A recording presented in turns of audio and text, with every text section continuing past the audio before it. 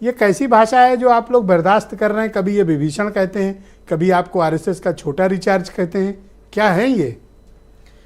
देखिए ब्रजेश जी, पहली चीज़ तो आम आदमी पार्टी के जो राष्ट्रीय संयोजक आदरणीय अरविंद केजरीवाल जी हैं, प्रभु श्री राम जी के और बजरंग बली के परम भक्त हैं। अच्छा। और आपको पता है कि दिल्ली हिंदुस्तान के अंदर एकमात्र राज्य है जहां पर अरविंद केजरीवाल जी ने दिल्ली के बुजुर्गों के लिए तीर्थ यात्रा मुफ्त की शुरू की है। और अयोध्या भी आपको पता है, वहां के दिल्ली के बुजुर्ग दर्शन करके गए हैं। अरविंद केजरीवाल जी अपना पहला पर्चा जब दाखिल करने गए थे पहली बार चुनाव में, तब भी वो हनुमान जी का दर्शन करके उनका आशीर्वाद लेकर गए थे। आसिम वकार को कह दो नोट करते। नहीं, अब आसिम वकार साहब के लिए मैं क्या बोलूं, हमारे बड़े भाई हैं, लेकिन जिस शख्स को जो 3 बार चुना हुआ मुख्यमंत्री है, जहां पर वहां की जनता, चाहे वह हिंदू हो, मुस्लिम हो, सिख हो, ईसाई हो, सब झोली भर भर के वोट देते हैं, क्योंकि अरविंद केजरीवाल जी जहां राम राज्य की परिकल्पना जो है, जो जिसको एक तरीके से हम कह सकते हैं कि राम राज्य को असली में अगर कहीं हिंदुस्तान में स्थापित किया तो अरविंद केजरीवाल जी ने दिल्ली के अंदर करके दिखाया। अगर बिजली फ्री होती तो मुस्लिम को भी मिलती, हिंदू, सिख, ईसाई सबको मिलती है। और पानी फ्री होती, बस की यात्रा है, अस्पताल की व्यवस्था है, तो सारे लोगों के लिए करते हैं। अब ओवैसी साहब ने जो इस बात को बोला, देखिए ये बात तो सही है कि भारतीय जनता पार्टी इस बात को जानती है कि चाहे वह धर्म की बात हो, राष्ट्र की बात हो या विकास की बात हो, भारतीय जनता पार्टी कभी भी 1 to 1 अरविंद केजरीवाल जी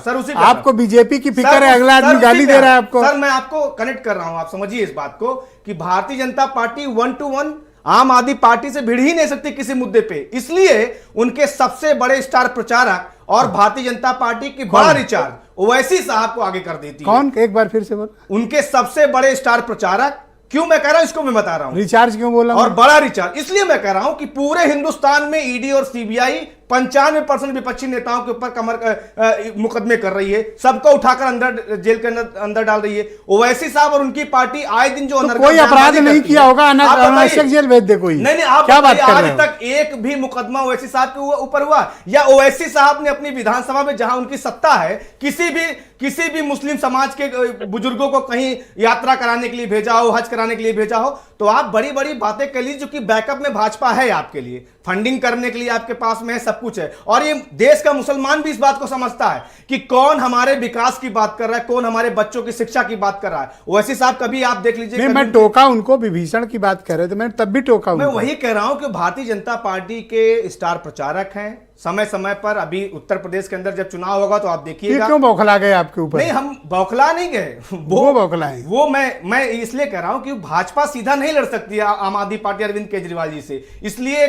कभी वो वैसी को आगे ला देती है, कभी किसी और को आगे ला देती है। ये भारतीय जनता पार्टी इस बात को अच्छे से जानती है। और आज तकलीफ इस बात की है कि हम लोग जब वहां सुंदरकांड कर रहे हैं तो हम वहां पे कोई बैनर, कोई कुछ है नहीं, कोई पॉलिटिकल कार्यक्रम नहीं कर रहे। आप क्यों सुंदर? एक सेकंड, ये भाई आप एक पॉलिटिकल पार्टी हो ना, ये आप सुंदरकांड क्यों कर रहे हो?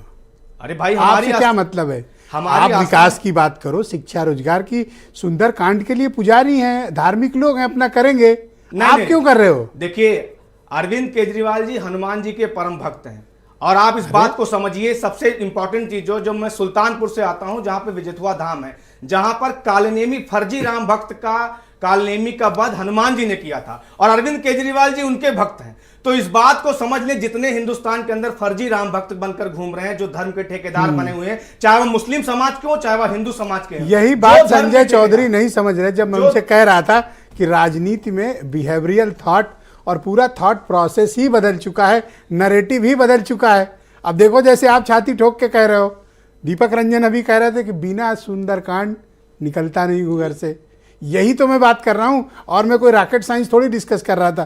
प्रियंका गुप्ता जी को मैं इनवाइट